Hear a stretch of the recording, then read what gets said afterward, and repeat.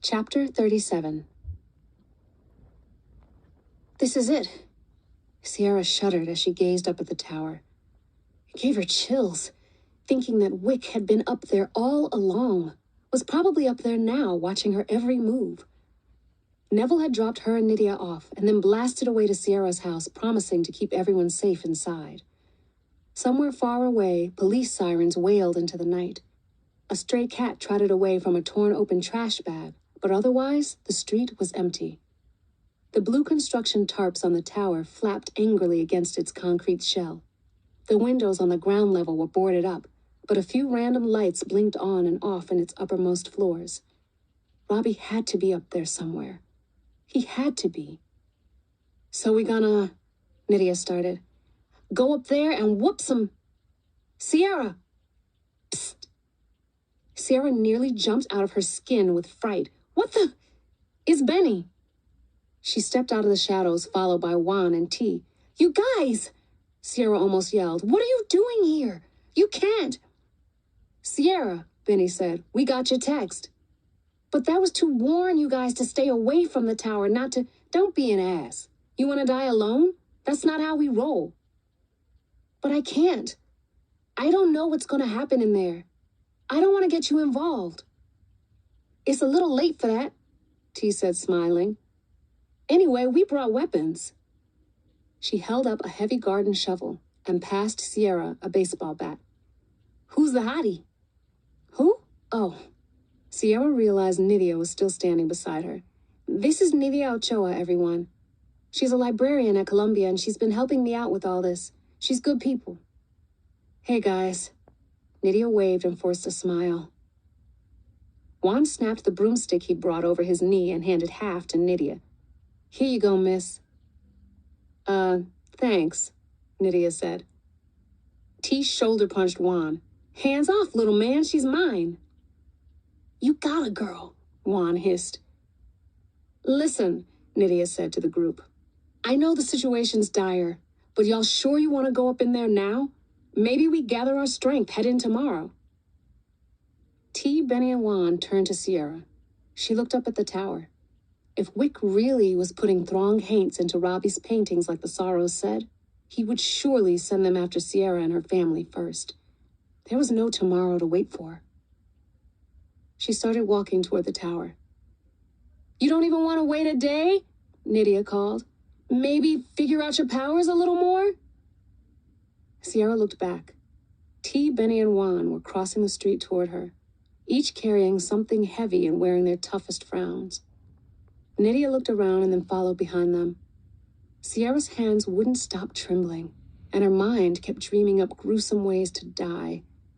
But her friends were with her.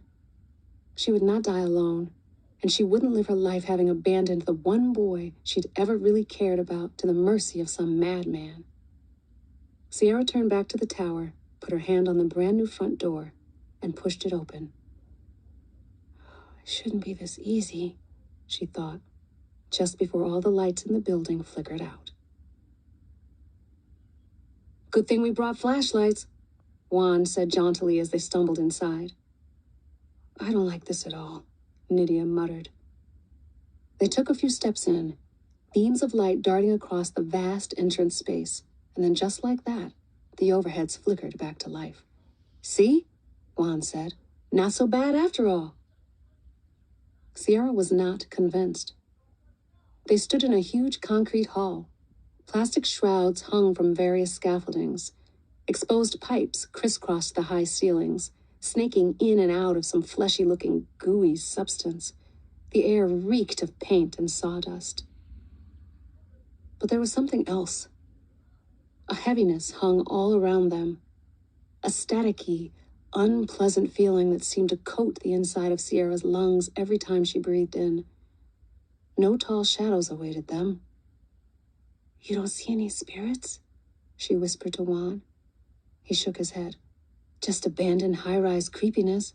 No ghosts, yet. Nydia stepped up beside them. You have a plan, Sierra? I was thinking that we could split... We're not splitting up, Benny whispered hoarsely. The overheads fizzled out again. Someone said, crap. and the flashlights clicked back on. Sierra sighed. If we're in smaller groups, I figured we could... No, Benny said. Come up with a better plan. If we get separated and then they attack one group, how's the other gonna know? And we don't even know what we're dealing with. Look, Juan said, Benny has a point, but... The lights flicked on again. Everyone moaned and put away the flashlights. You guys hear that noise? Juan said. Sierra slapped her brother's arm. Juan, this is no time for your jokes. He frowned. I'm not kidding. I heard something, T said. But you were talking, so I couldn't really make it out. Like a muffled scream? Nydia said. Ugh, Benny groaned. Stop it, you guys. That's too creepy. Juan sighed. Maybe.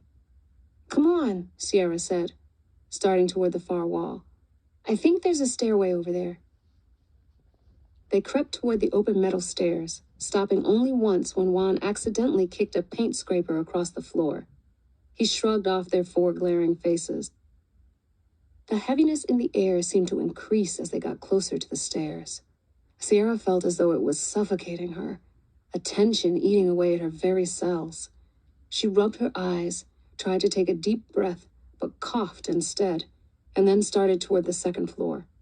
Her feet made soft clangs on each stair, and soon the answering clangs of her friends' footfalls rose behind her.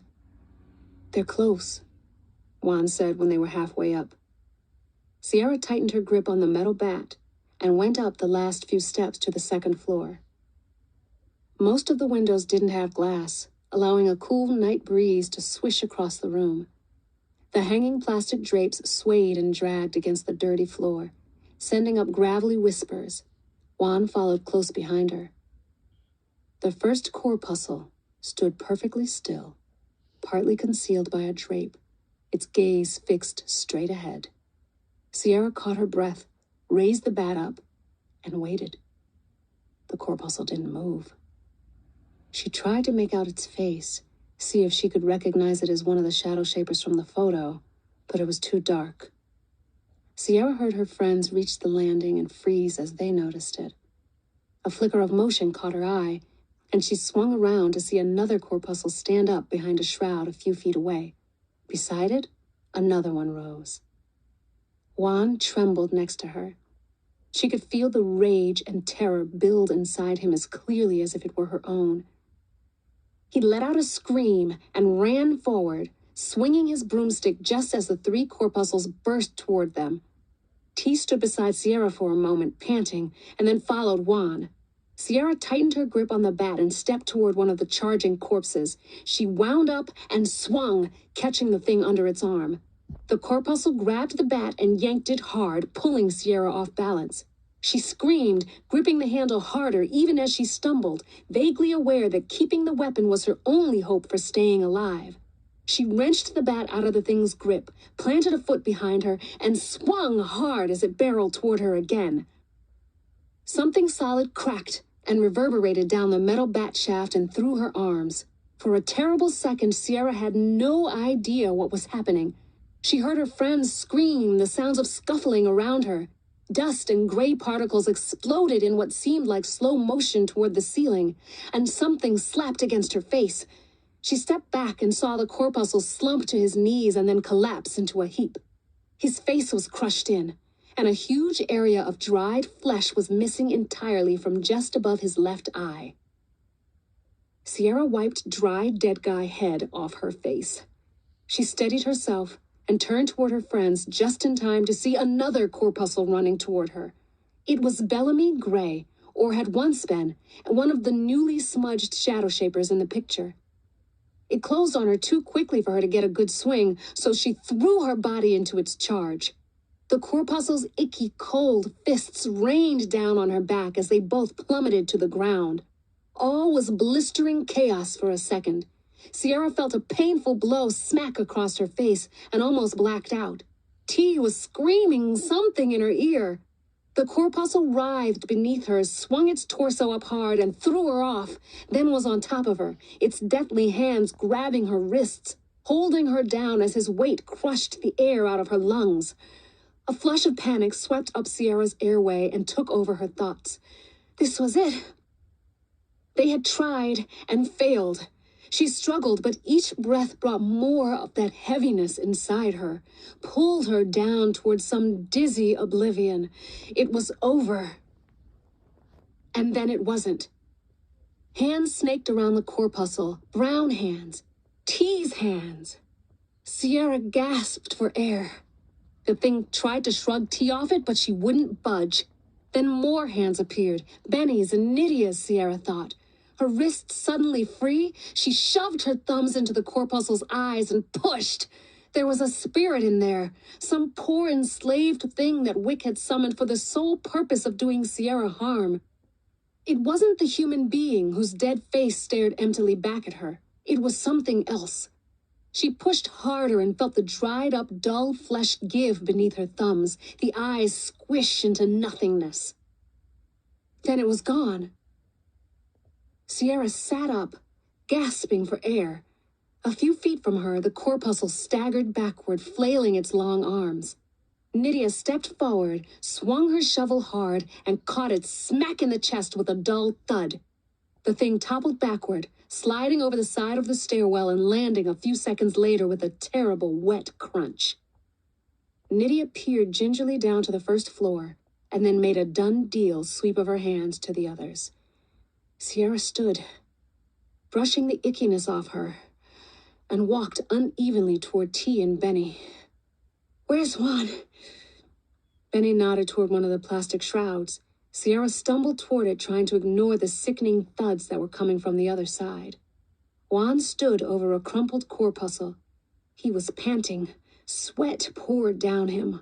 A nasty black and blue swelled along his right cheek. "Juan!" He shut his eyes, and tears streamed from them. "What is it, man?" "I knew him," Juan whispered. "His name was Arturo. I met him when I was a kid." Sierra put her hand on Juan's trembling shoulder. "It's not him anymore, Juan. It was something else. And it's done." He lowered the bat and turned his tear-stained face to Sierra. "I destroyed him." "No, you destroyed the body. His spirit's long gone. You know that. Come on, Juan." She put her arm around his shoulders. "We gotta keep moving." Juan nodded and allowed Sierra to usher him back toward the others. "Everyone pretty much all right?" Nydia asked when Sierra and Juan rejoined the group. "Cuts and bruises," T said. "Nothing broken." Benny nodded. "Same." But her eyes were wide and watery. "It's not too late to turn back," Nydia said. "It's not going to get any easier, I suspect." Benny shook her head. "No turning back. You okay, Sierra?" "Sore as hell, but yeah." "I'm fine," Juan put in before anyone could ask him. "Think there's more of them?" Benny asked. "I don't doubt it," Nydia said. But it wasn't the corpuscle Sierra was worried about.